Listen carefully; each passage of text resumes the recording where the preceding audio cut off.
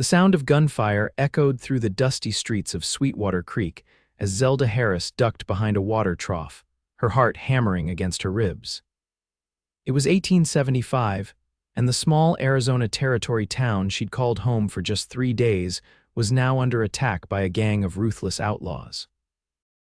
Trembling, she clutched her travel-worn satchel to her chest, regretting every decision that had led her to this God-forsaken place.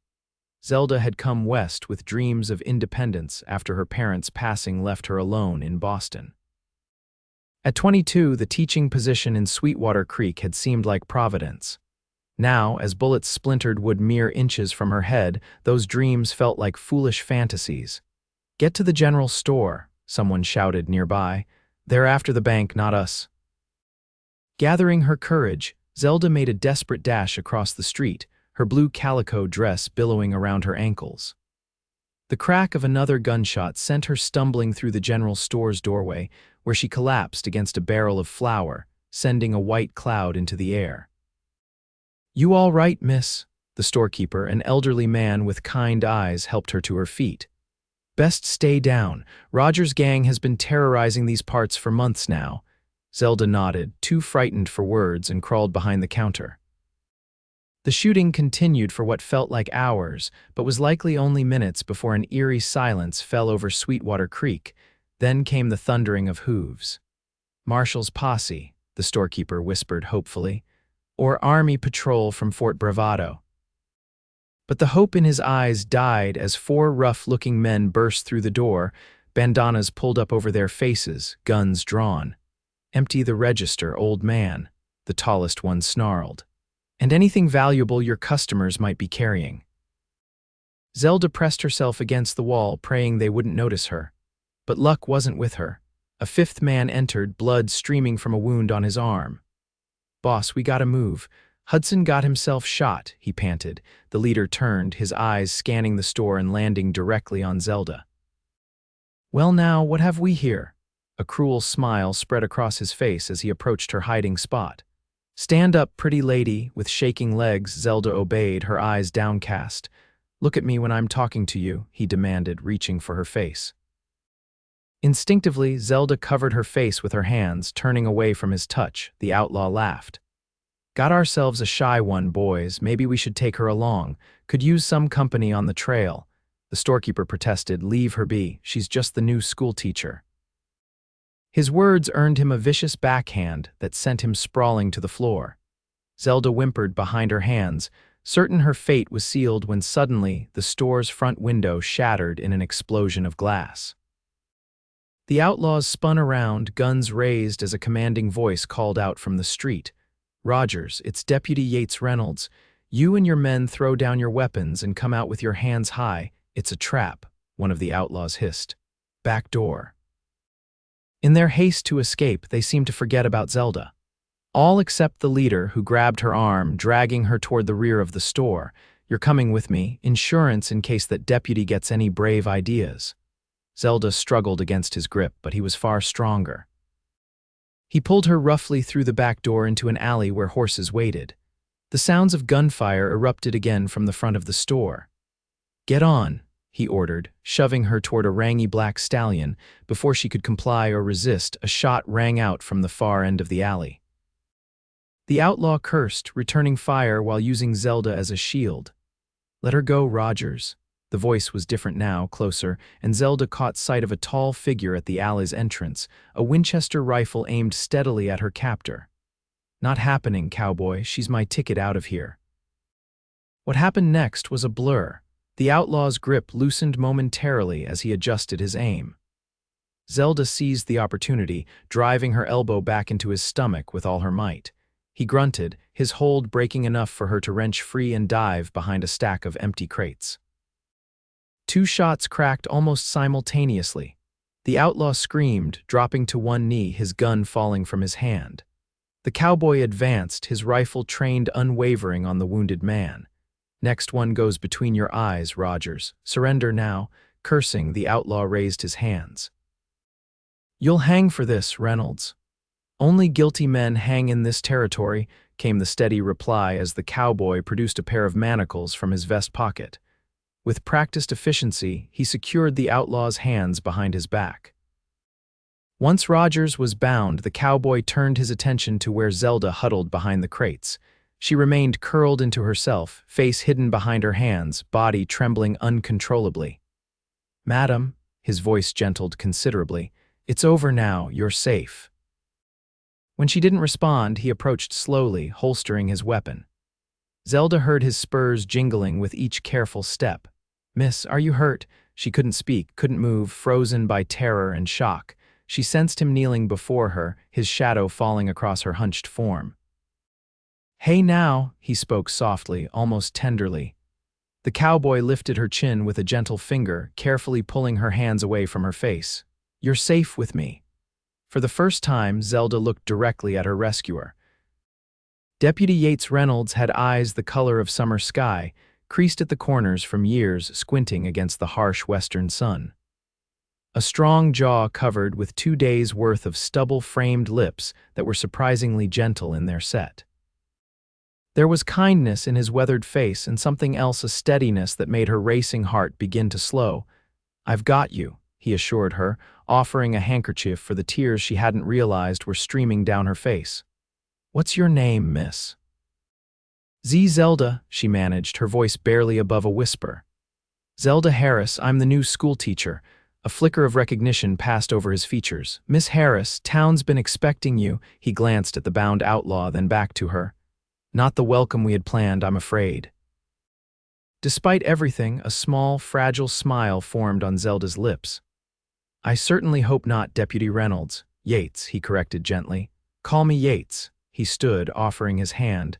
"Can you walk? Need to get you somewhere safe while we round up the rest of these vermin."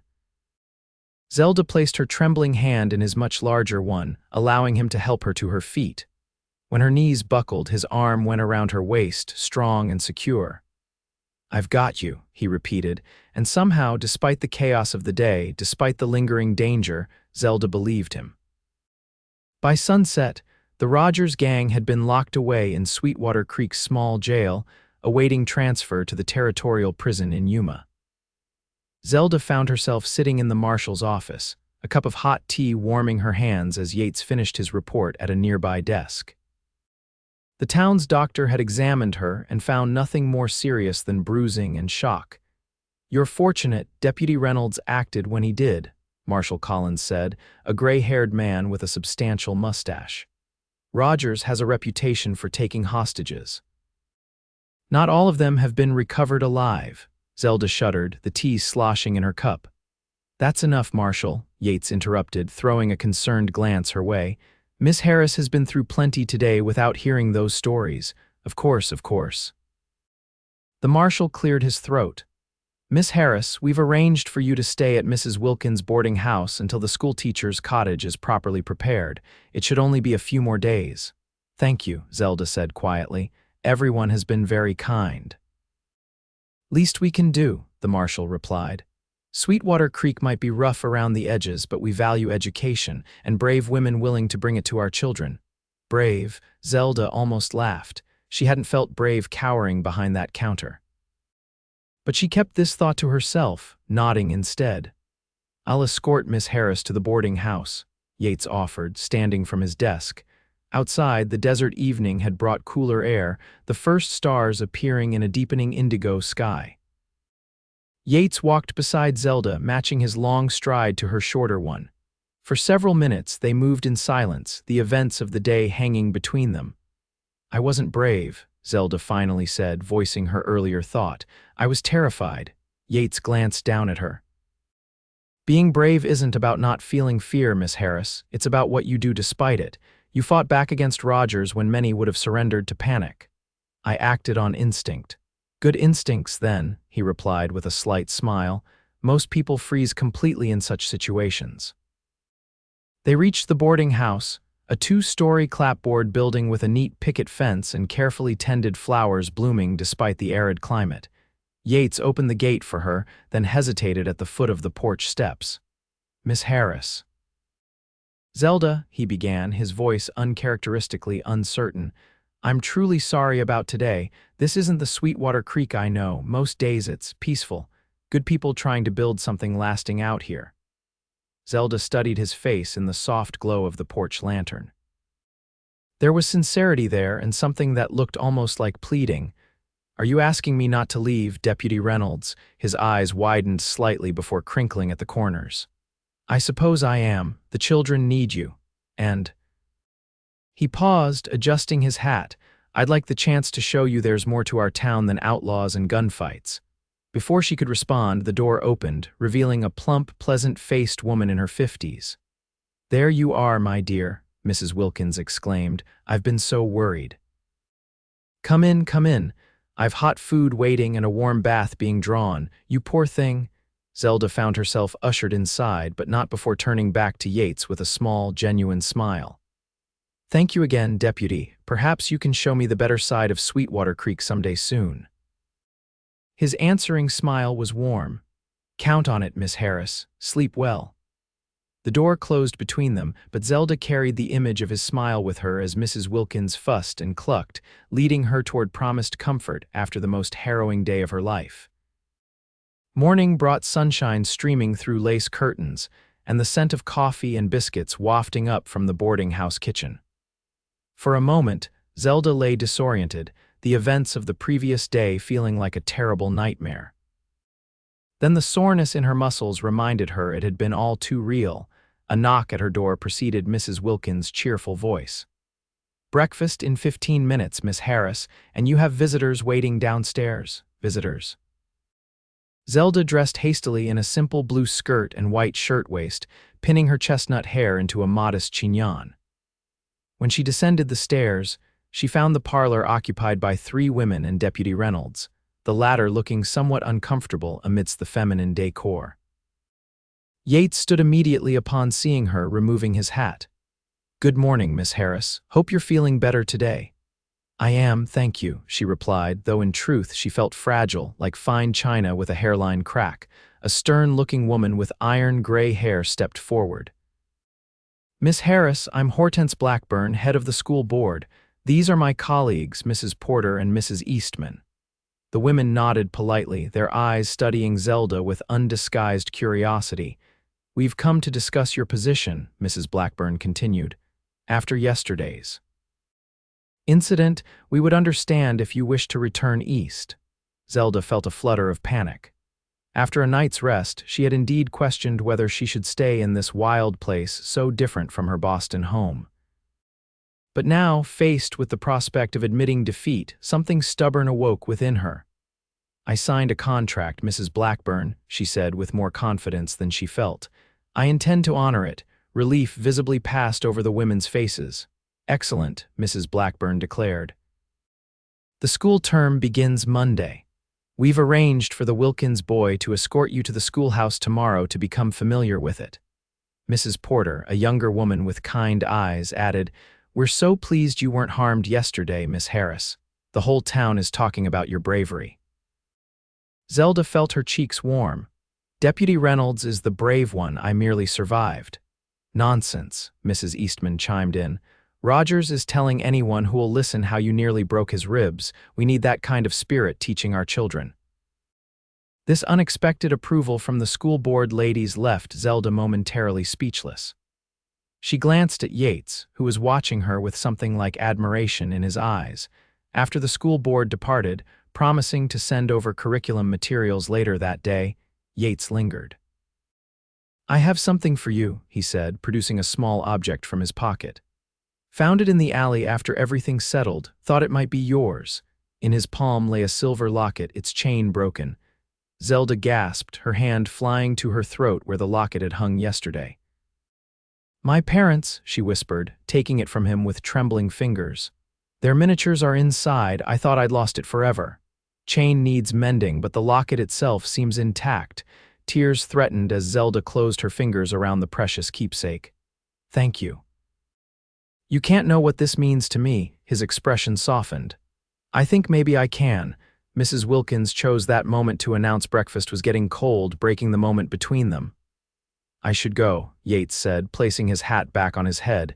"Just wanted to check on you, and if you're feeling up to it, perhaps I could show you around town tomorrow afternoon." After you've seen the schoolhouse, that is. I'd like that, Zelda replied, surprising herself with how much she meant it. Until tomorrow then, Miss Harris. He tipped his hat and was gone, leaving Zelda standing in the parlor, the locket warm in her palm, and an unexpected flutter in her chest that had nothing to do with yesterday's trauma. The next day dawned clear and bright, the desert air crisp despite the promise of heat to come. Young Timothy Wilkins, a freckle-faced boy of 13, proved to be a knowledgeable guide as he led Zelda to the schoolhouse at the edge of town. "We've got 28 students now, Miss Harris," he informed her proudly as they walked. Ages 6 to 16, though some of the older boys only come when the ranches don't need them. The schoolhouse itself was newer than Zelda had expected, a solid structure of local stone with a proper bell tower and plenty of windows for light and air. Inside, rows of desks faced a raised teacher's platform. Bookshelves lined one wall, surprisingly well stocked for a frontier town. "The last teacher left 6 months ago," Timothy explained. "Got married to a rancher from up north. We've had Mrs. Blackburn filling in, but she's awful strict." He leaned closer, lowering his voice. "Rumor is she made Billy Parsons stand in the corner for 3 hours for whistling during arithmetic." Zelda fought a smile. "Well, I can't promise I won't be strict about some things, but I don't believe in corner standing as a teaching method." Timothy grinned. "You'll do just fine then, Miss Harris." After showing her the supplies, texts, and register of students, Timothy left Zelda to familiarize herself with the schoolhouse. She spent the morning organizing her desk, reviewing the curriculum materials the school board had sent over, and making notes about changes she might implement. By midday, she felt a growing confidence. This was something she knew how to do. Here, at least, she was on solid ground.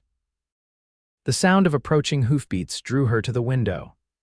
Yates Reynolds dismounted from a handsome buckskin gelding, tying it to the hitching post before approaching the schoolhouse door. He'd exchanged his deputy's badge and pistol for simpler attire: a clean blue shirt, dark vest, and jeans that, while worn, appeared freshly pressed. "Permission to enter, schoolmarm," he called through the open doorway, a smile playing at the corners of his mouth. "Granted, deputy," she replied, returning his smile. He stepped inside, surveying the room with interest. "Been years since I sat in a schoolhouse. Looks bigger without 30 kids packed in it." "Did you attend school here in Sweetwater Creek?" Zelda asked, curious about his background. "No, madam. Grew up in Missouri, came west after the war." A shadow crossed his face momentarily before he brightened again. "You ready for that tour of town? I've got a picnic basket in my saddlebags." The thought of food reminded Zelda she hadn't eaten since breakfast. "That sounds wonderful." Outside, Zelda hesitated at the sight of his horse. "I'm afraid I'm not much of a rider." "Old Buck here is gentle as they come," Yates assured her. "And I was thinking we'd walk through town. There's a nice spot by the creek for picnicking after." Relieved, Zelda fell into step beside him as they headed back toward Main Street. True to his word, Yates showed her a different Sweetwater Creek than the one she'd experienced during the robbery. He pointed out the smithy where Mr. Jacobson crafted not only horseshoes, but beautiful wrought iron pieces that adorned many of the town's buildings.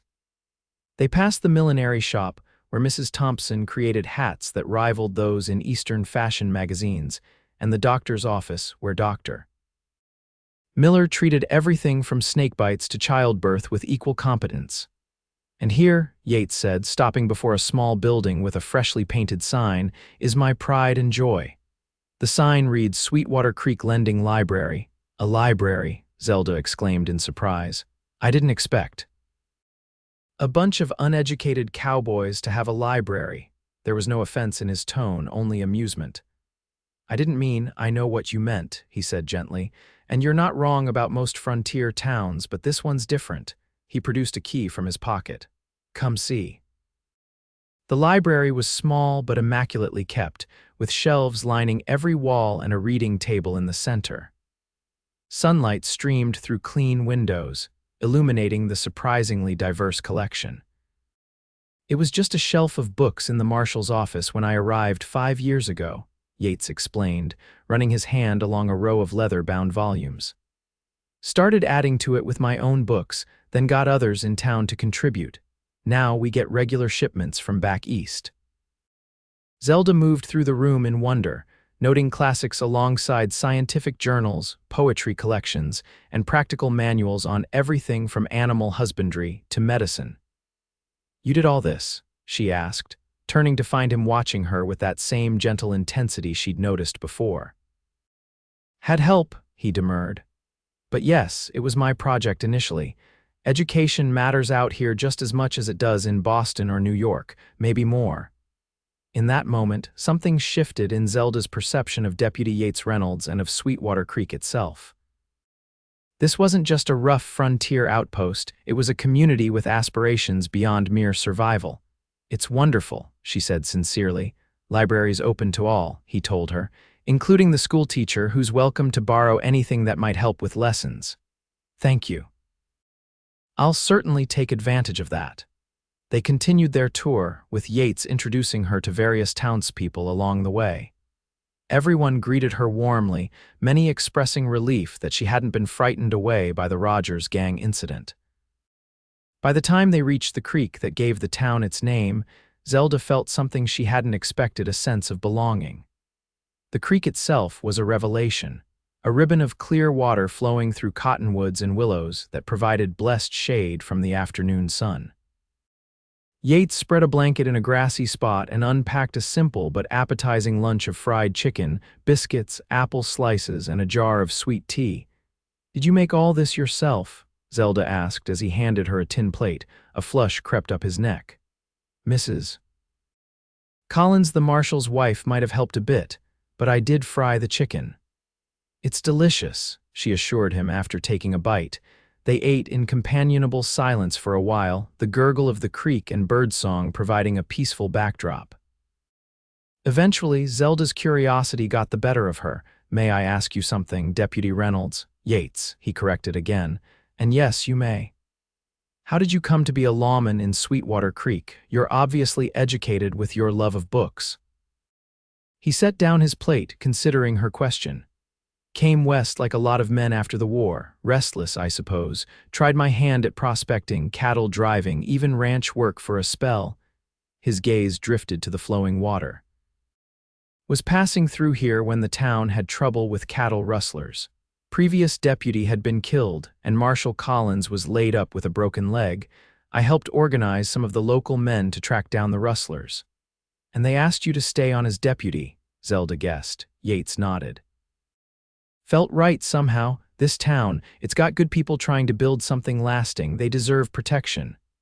"And the library," a smile crept across his face. "Always loved books. My mother was a teacher back in Missouri. Reading was sacred in our house, even when times were lean." He glanced at her. "What about you? What brings a Boston lady to Arizona territory?" Zelda sighed, picking at a blade of grass. "My parents died last winter within a month of each other. Influenza. The house went to pay debts, and I found myself needing employment." "I'm sorry about your parents," he said softly. "Thank you."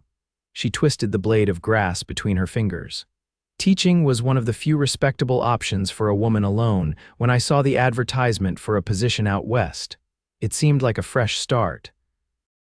A place where nobody knew me as poor orphaned Zelda Harris. Brave decision." She laughed lightly. "Or foolish. I knew nothing about the West except what I'd read in dime novels." "And how does the reality compare?" "Well," she said thoughtfully, "there are fewer Indian attacks than the novels suggested, but surprisingly more libraries." This drew a laugh from him, a rich, warm sound that Zelda found herself wanting to hear again. "And more outlaws," she added, her mood sobering as she remembered her first day in town. "Rogers and his kind are the exception, not the rule," Yates assured her. "They'll face justice in Yuma prison. When will they be transported?" Marshals arranging an escort for next week. "Until then, they're secure in our jail." A shiver ran through her despite the warm day. "I hope I never see them again." "You won't," he promised, his voice firm. "Rogers will hang for his crimes, and his men will spend decades behind bars." Zelda studied his face, finding comfort in his certainty. "You make me feel safe, Deputy Reynolds." Their eyes met, and for a moment, something unspoken passed between them. Then Yates cleared his throat, looking away first. "More sweet tea," he offered, reaching for the jar. The moment passed, but as they packed up their picnic and headed back to town, Zelda found herself hyper-aware of his presence beside her, the steady rhythm of his footsteps, the occasional brush of his arm against hers, the respectful way he shortened his stride to match hers. By the time he escorted her back to the boarding house, the sun was setting, painting Sweetwater Creek in gold and amber. On the porch, they paused, both suddenly awkward. "Thank you for today," Zelda said. "You've shown me a different side of your town." "Our town," he corrected gently. "You're part of it now," she smiled, warmed by his words. "Our town, then. May I call on you again?" he asked, his usual confidence giving way to a boyish uncertainty that Zelda found endearing. "I'd like that very much." He tipped his hat, relief and pleasure evident in his smile. "Good night, Miss Harris. Good night." "Yates." Zelda watched him walk away, leading his horse down the darkening street, and felt a stirring of something she hadn't expected to find in this dusty frontier town. Hope, perhaps, or something more complicated that she wasn't quite ready to name. The first week of school passed in a blur of activity. Zelda found her students eager to learn, if somewhat rowdy after months without a permanent teacher. Despite occasional discipline challenges, she discovered she genuinely enjoyed teaching in this one-room schoolhouse, where each day brought new questions and insights from her diverse group of pupils. True to his word, Yates called on her several times that week, sometimes just briefly stopping by the schoolhouse as classes ended, other times escorting her on walks around town in the evenings.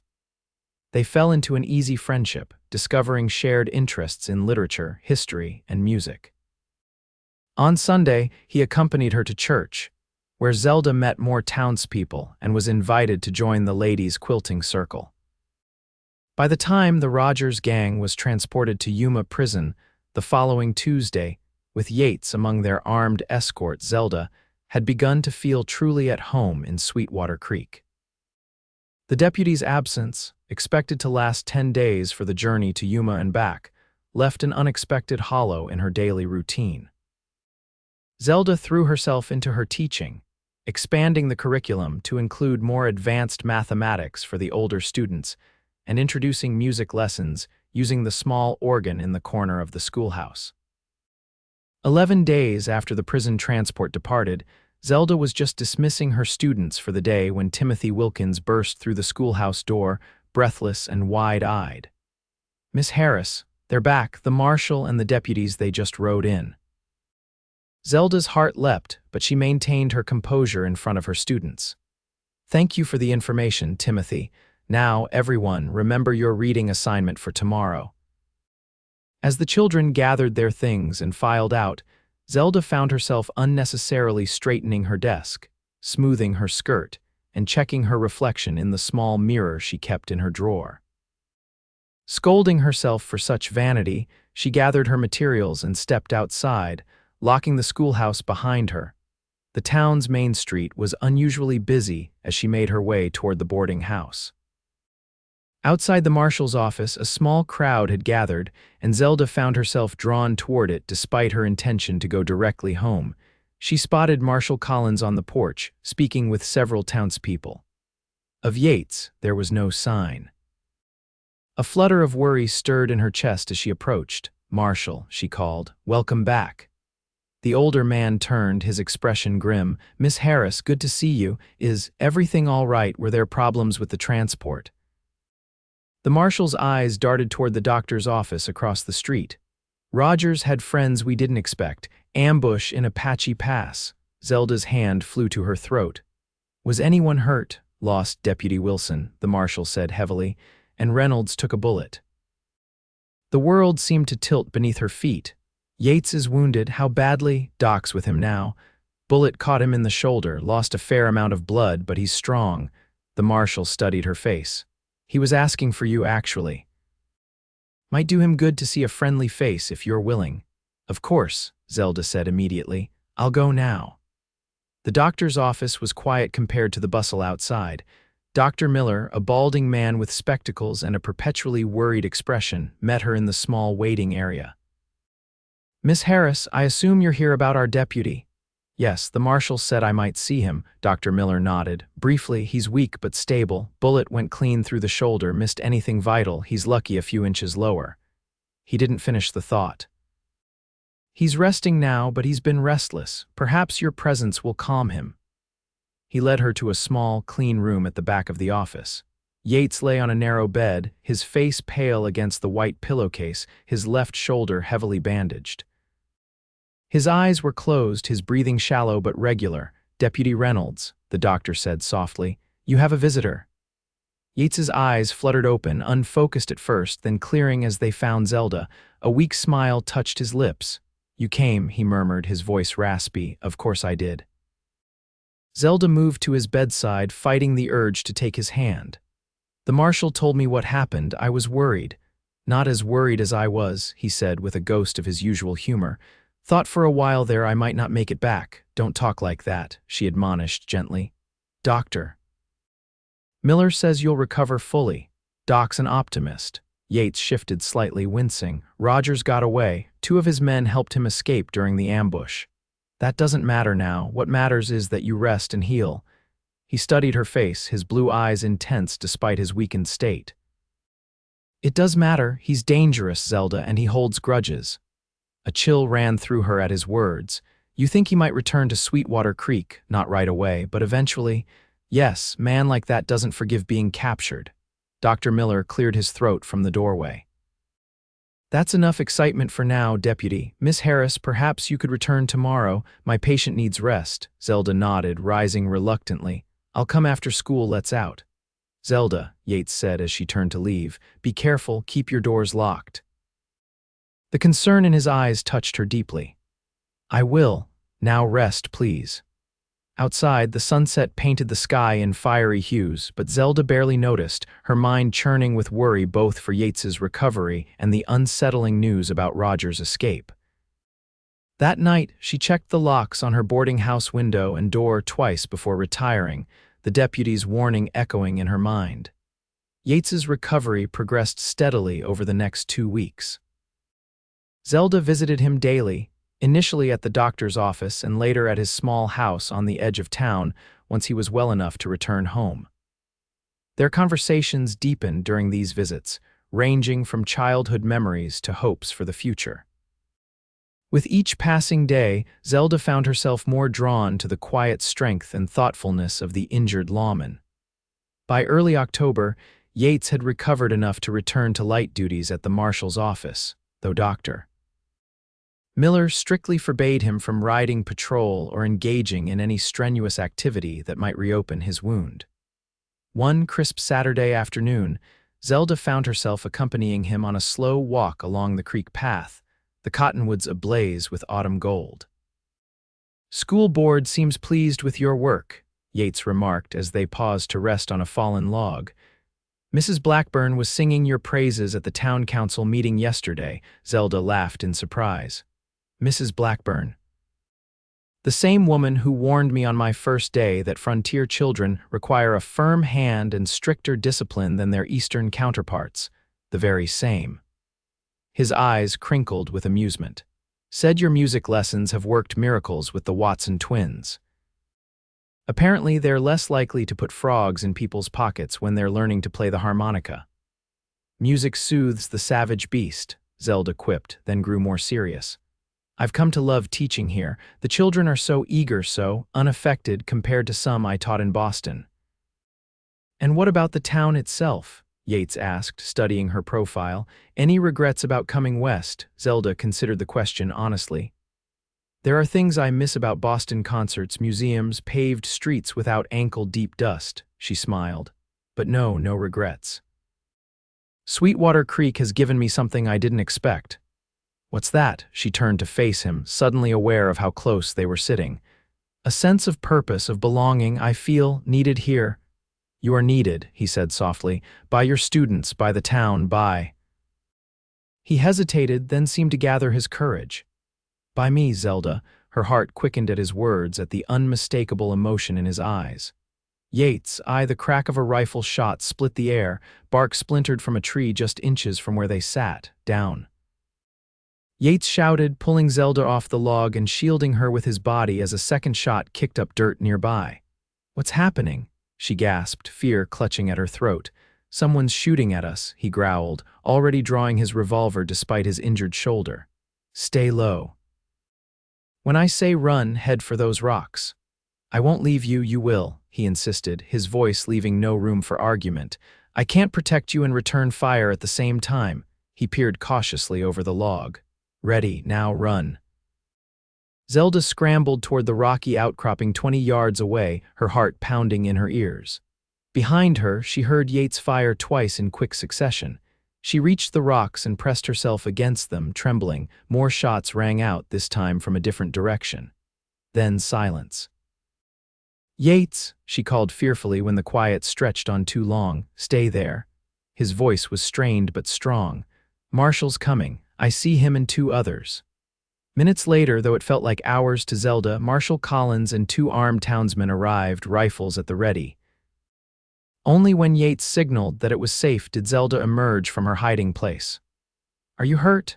Yates asked immediately, moving to her side. "No, just shaken," she assured him, noting with alarm that his left sleeve was darkening with fresh blood. "Your wound, it's nothing," he dismissed, though his face was pale with pain. "What happened?" Marshal Collins demanded, scanning the surrounding area. "Bushwhacker in those trees," Yates pointed across the creek. "Got off 2 shots before I returned fire. Think I winged him, heard him cry out." The marshal dispatched his men to search the area while he helped Yates and Zelda back toward town. "You think it was Rogers?" the marshal asked in a low voice. Yates nodded grimly. "Or one of his men. Shot came too close to be a hunting accident. And Miss Harris was with you. Coincidence?" "No such thing," Yates replied, his jaw tight. "He's sending a message." Zelda shivered despite the afternoon warmth. "What kind of message?" Yates and the marshal exchanged a look she couldn't interpret. "That no one's safe," Yates finally said. "That he can reach us anytime, anywhere." That evening, after Dr. Miller had rebandaged Yates's shoulder and sternly ordered him to rest, a town council meeting was hastily convened. Zelda found herself sitting beside Mrs. Wilkins in the crowded town hall as Marshal Collins addressed the gathered citizens. "As most of you have heard by now, there was an attempted shooting at the creek this afternoon. Deputy Reynolds believes it was Silas Rogers or one of his gang seeking revenge for their capture last month." A murmur ran through the crowd. "We're organizing extra patrols and requesting additional support from Fort Bravado," the marshal continued. "In the meantime, I'm asking everyone to be vigilant. Travel in groups, keep your firearms close, and report any strangers or suspicious activity immediately." From his seat near the front, Yates stood, his left arm in a fresh sling. "Rogers won't stop until he gets what he wants," he said, his voice carrying clearly through the hall. "And what he wants is me, and possibly Miss Harris." Zelda felt dozens of eyes turn toward her, and she fought the urge to shrink in her seat. "Why the schoolteacher?" someone called out. "She helped capture him," Yates explained. "And in his twisted mind, that makes her as responsible as me for his arrest." The meeting continued with discussions of security measures and volunteer patrols, but Zelda barely heard the words. A cold dread had settled in her stomach at the realization that she had become a target simply by being in the wrong place at the wrong time and by fighting back against her captor.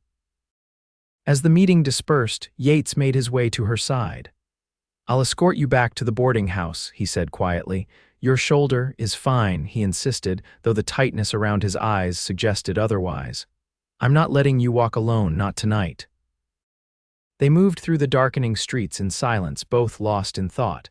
At the boarding house gate, Zelda finally spoke. "Perhaps I should leave Sweetwater Creek," she said softly. "If my presence puts others in danger, no." Yates's response was immediate and firm. "Running won't solve this." "Rogers would only see it as weakness, something to exploit, and he might follow, catching you alone on the road or in some town where you have no friends to help protect you." "Then what should I do? I can't live in fear, jumping at shadows." He sighed, running his hand through his hair in frustration.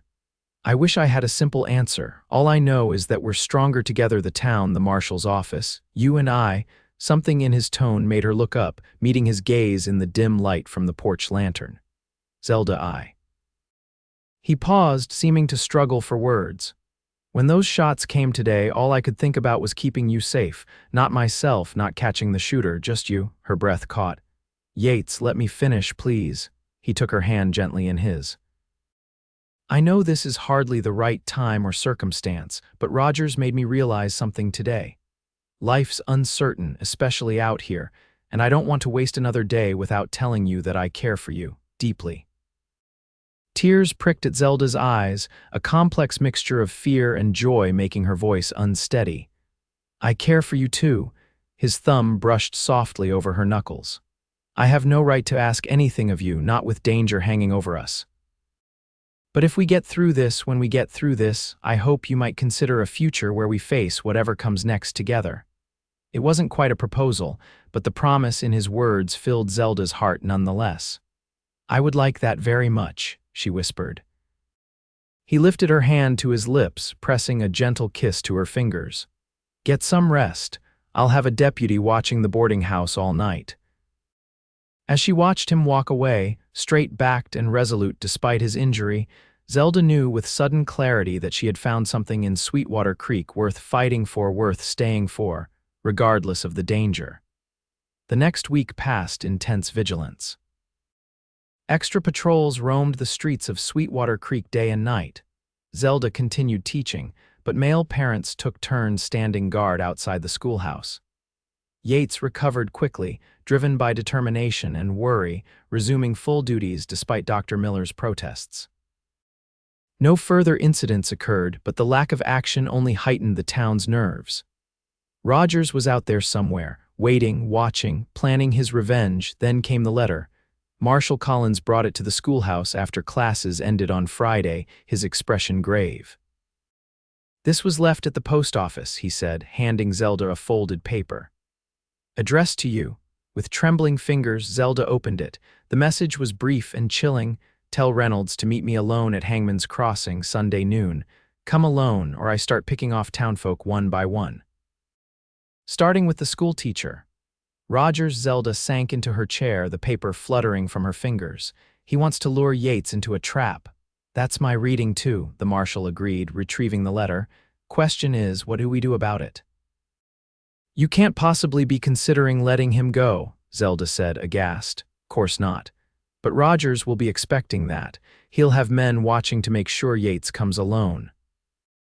Then what? The schoolhouse door opened and Yates himself entered, his expression darkening as he took in their grave faces. What's happened? The marshal handed him the letter. Yates read it quickly, his jaw tightening. Hangman's Crossing, smart choice, open ground, good visibility. He'd see a posse coming for miles. You can't go, Zelda insisted, rising from her chair. It's suicide. If I don't, he starts killing innocents. Yates folded the letter, his decision already evident in his eyes. Starting with you. There has to be another way, she pleaded. Marshal Collins cleared his throat. Maybe there is. Rogers doesn't know that. We're expecting reinforcements from Fort Bravado. Captain Thornton and a dozen soldiers are due tomorrow. Hope flared briefly in Zelda's heart, only to be extinguished by Yates's next words. They won't arrive in time. And even if they did, Rogers will have scouts watching. First sign of uniforms, he disappears and we're back where we started, with him threatening the town. So what do you propose? The marshal asked, though his tone suggested he already knew. I go, alone, like he asks. Yates, no. Zelda moved to him, gripping his arm. He'll kill you. His hand covered hers, warm and steady. He'll try, he corrected gently, but I've faced worse odds. He turned to the marshal. I need you to keep everyone in town, especially Miss Harris. If Rogers thinks I've brought help or warned the army. The marshal nodded reluctantly. I don't like it, but I don't see another choice. What time do you ride out? Dawn, Yates decided. Crossing's 4 hours ride, want to get there early, survey the terrain. I'll have a horse ready, the marshal said. He clasped Yates's shoulder briefly. Good luck, son. After he left, silence fell heavy between Zelda and Yates. She couldn't look at him, afraid the fear in her eyes would weaken his resolve or worse, that he might see it as lack of faith in his abilities. Zelda, he said softly, Look at me, please." She raised her eyes to his, no longer attempting to hide her emotions. "There must be another solution." "If there is, I haven't found it," he said honestly. "But I need you to understand something. I'm not riding to Hangman's Crossing to die. I'm riding there to end this so that you and everyone in Sweetwater Creek can live without fear. And if you don't come back." The words caught in her throat. He reached out, cupping her cheek with a gentle hand. "Then know that these past weeks, despite everything, have been the happiest of my life, because of you." Tears spilled down her cheeks as she turned her face into his palm. "That sounds like goodbye." "It's not," he promised. "It's a reason to come back." Slowly, giving her every chance to pull away, he lowered his head and kissed her. It was tender, almost reverent, a sealing of promises unspoken. When they parted, Zelda saw in his eyes the same emotion that filled her heart, a love born in crisis, but no less real for it. "I'll come back to you," he vowed. That night, Zelda barely slept, her mind racing with worry and desperate plans. By dawn, she had made her decision, one that Yates would certainly disapprove of, but one she felt compelled to make nonetheless. While the town slept, she dressed in her most practical clothing, a dark skirt, sturdy boots, and a wool shawl against the morning chill. From Mrs. Wilkins's kitchen, she took bread, cheese, and a canteen of water. And from the locked drawer where the widow kept her late husband's possessions, Zelda borrowed a small Derringer pistol, loading it with trembling fingers according to instructions she'd once observed Mrs. Wilkins demonstrating. She slipped out of the boarding house before first light, making her way to the livery stable where she knew the marshal would have prepared a horse for Yates. Timothy Wilkins, whose family ran the stable, was already there, saddling a sturdy bay gelding, Miss Harris. The boy's eyes widened in surprise. "What are you doing here so early?" "I need a horse, Timothy," she said with more confidence than she felt. "Something gentle but swift." "But it's important, Timothy. Deputy Reynolds may need help today." The boy hesitated, then nodded, his young face suddenly serious.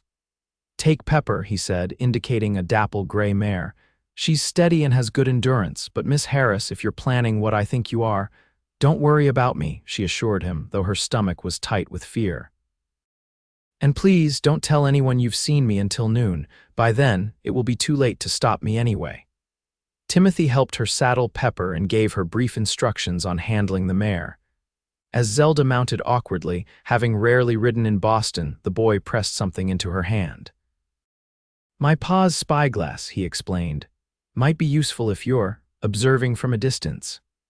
Touched by his perception and assistance, Zelda thanked him and rode out of town as dawn was breaking, following the main road west toward Hangman's Crossing. She had no intention of interfering with Yates's confrontation with Rogers. She wasn't that foolish. But neither could she sit safely in town while he faced such danger alone. Her plan, such as it was, involved finding a vantage point near the crossing where she could observe without being seen. If Yates prevailed, she would simply ride back to town, and he need never know she had followed. If he was injured or ambushed, well, she had the Derringer, and she knew how to fire a distress signal. It was a poor plan, perhaps even a dangerous one, but it was better than the helpless waiting that had been her only other option. 2 hours into her ride, she heard hoofbeats behind her and quickly guided Pepper off the road, hiding among a stand of junipers. Yates rode past, focused and alert, his rifle across his saddle. Zelda waited until he was well ahead before resuming her journey, now more cautious about keeping her distance. Hangman's Crossing earned its grim name from the solitary oak tree that stood at the intersection of two seldom-used trails. Its massive limb once used for frontier justice before proper courts reached the territory. As Zelda approached, she guided Pepper up a gentle slope that offered a view of the crossing while providing cover among scattered boulders and scrub pine. Through Timothy's spyglass, she located Yates, who had positioned himself with his back to the oak tree, rifle ready across his knees as he sat his horse. The sun was high now, approaching noon, and the heat shimmered across the open ground. Movement caught her eye, a rider approaching from the east, then another from the south. Rogers wasn't coming alone, despite his demand that Yates do so, typical outlaw treachery. Zelda watched tensely as the riders drew nearer to the crossing. Through the spyglass, she recognized Rogers leading the eastern approach. The second rider was unfamiliar, but his rifle was already drawn, a clear threat. Yates remained still, apparently unsurprised by the second rider. Had he anticipated Rogers's deception? Or was he simply prepared for any eventuality? The riders halted about 50 yards from the oak, too distant for Zelda to hear their words. But their postures told the story, Rogers gesturing expansively, likely making demands or taunts, while Yates remained steady, responding with what appeared to be calm resolve. Then, with shocking suddenness, Rogers drew his pistol. Zelda gasped, nearly dropping the spyglass. But Yates was already moving, throwing himself from his saddle as Rogers fired. The deputy rolled, came up with his rifle, and fired in one fluid motion. Rogers jerked in his saddle but didn't fall. The second outlaw was firing now, his rifle cracking in the still air. Yates took cover behind the oak tree, returning fire methodically. Zelda's heart pounded as she watched the gunfight unfold, feeling utterly helpless. Then a movement to her left caught her attention, a third rider, approaching stealthily through the brush flanking Yates's position. He hadn't seen this new threat. Focused as he was on Rogers and the second gunman, without conscious thought, Zelda fumbled for the derringer. The third outlaw was raising his rifle, taking careful aim at Yates's exposed side. She had seconds, not minutes, to act. The derringer was small but deadly at close range. Zelda was hardly close, perhaps 80 yards separated her from the flanking outlaw, but she had to try. Remembering Mrs. Wilkins's instructions, she cocked the small pistol, aimed as best she could, and squeezed the trigger. The shot went wide, but the sound was enough. The outlaw whirled, scanning the hillside where Zelda hid. She ducked down, heart hammering, hoping he hadn't spotted her. Below, Yates had heard the shot too. Using the momentary distraction, he fired rapidly at Rogers and the second gunman, dropping the latter with a shot to the chest. Rogers returned fire, but his aim was compromised by his earlier wound. Yates's next shot caught the outlaw leader in the shoulder, spinning him from his saddle. The third outlaw, now aware of the danger on two fronts, hesitated fatally. Yates's rifle cracked once more, and the man toppled from his horse. Silence fell across Hangman's Crossing, broken only by the nervous whinnying of horses and the calls of startled birds. Through the spyglass, Zelda saw Yates cautiously approach the fallen Rogers, rifle trained on the outlaw's prone form. She should leave now, she knew. Ride back to town before Yates discovered her presence. But relief had made her limbs weak, and she found herself sinking onto a boulder, the derringer still clutched in her trembling hand. That was how Yates found her 20 minutes later, having secured the wounded Rogers and the body of his companion. He approached on foot, leading his horse, his expression a mixture of concern and exasperation, of all the reckless, dangerous. He began, then stopped, shaking his head. "You could have been killed."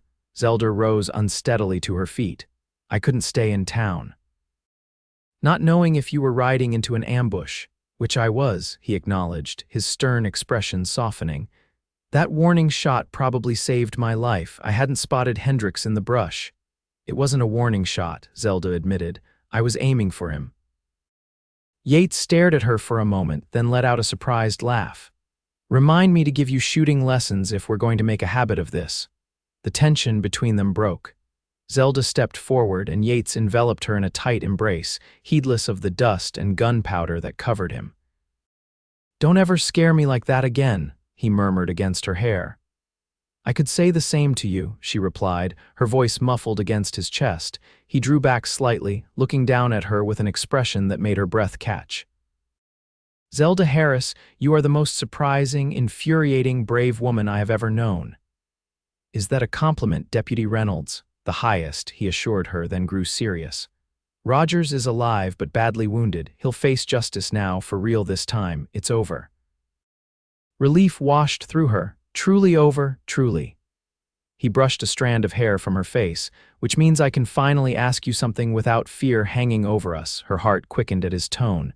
"Yes." Yates took her hands in his blue eyes intent on hers.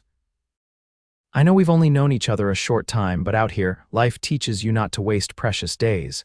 I love you, Zelda. Your courage, your kindness, your stubborn determination to do what's right even when it's dangerous. I want to build a life with you if you'll have me." Tears blurred her vision as joy expanded in her chest. "Are you proposing, Deputy Reynolds?" Inelegantly, but yes, he confirmed with a smile that crinkled the corners of his eyes. "I'm asking you to marry me, schoolteacher." "Then yes," she answered without hesitation. "Yes, I will marry you." His kiss was different this time, not tentative or gentle, but passionate and certain, a sealing of promises and a beginning all at once. When they finally parted, Yates rested his forehead against hers. "We should get back to town. Marshall will be worried and Rogers needs the doctor." "And Mrs. Wilkins will have noticed her derringer is missing," Zelda added with a rueful smile. He laughed, helping her mount Pepper before securing Rogers across his own horse's saddle. "I have a feeling she might forgive you, considering the circumstances." They rode back to Sweetwater Creek side by side, the late afternoon sun gilding the landscape around them. The future stretched before them, no longer shadowed by threat but bright with promise. 3 months later, on a crisp January day in 1876, Zelda Harris became Zelda Reynolds in a ceremony attended by the entire town. The schoolhouse had been transformed with winter greenery and candles, and even Mrs. Blackburn was seen dabbing at her eyes as Zelda and Yates exchanged their vows. Timothy Wilkins proudly served as ring-bearer, having appointed himself Zelda's unofficial protector since the day she borrowed his father's spyglass. After the ceremony, he presented the couple with the spyglass itself, wrapped in brown paper and tied with string. "For watching out for each other," he explained solemnly. The town celebration lasted well into the night, with music, dancing, and more food than Zelda had ever seen in one place. As she and Yates took their turn on the dance floor, she marveled at the journey that had brought her to this moment. "Having second thoughts, Mrs. Reynolds?" Yates asked softly, noticing her thoughtful expression. "Only about how close I came to not coming west at all," she replied, smiling up at him. "I almost tore up that advertisement for a teacher in Arizona Territory. Thought it sounded too wild, too dangerous." And now, she considered the question as they moved across the floor, surrounded by their friends and neighbors' misses. Wilkins beaming proudly, Marshall Collins and his wife sharing a knowing look, her students watching with varying degrees of fascination and embarrassment at their teacher's romance. "Now I know that some risks are worth taking," she said finally. "That sometimes the things that frighten us most lead us exactly where we're meant to be." Yates drew her closer, his voice meant for her alone. "And where is that exactly?" Zelda's smile deepened as she reached up to touch his cheek. "Right here, safe with you." In the years that followed, Sweetwater Creek grew from a frontier outpost to a thriving community. Zelda continued teaching, eventually opening a proper academy as the town expanded. Yates served as deputy, then marshal when Collins retired, his steady leadership helping guide the town through the territory's transition to statehood. They built their home near the creek that gave the town its name, adding rooms as their family grew to include 2 sons and a daughter. The library that Yates had started expanded to its own building, with Zelda overseeing its development into one of the finest collections in the state. Life on the frontier was never easy, presenting challenges that tested their resolve and strength year after year. But through it all, Zelda and Yates faced each obstacle together, their love deepening with each passing season, each shared triumph and sorrow. And sometimes, on summer evenings as they sat on their porch watching their children play beneath the cottonwoods, Zelda would remember that terrifying day when she first arrived in Sweetwater Creek, how she had covered her face in fear when the deputy approached, and how he had gently lifted her chin and promised her safety. It was a promise he had kept in ways neither of them could have imagined. And though the path had been unexpected and sometimes dangerous, she had never once regretted taking that first step into the unknown, into the life and love that awaited her in the wild Arizona Territory.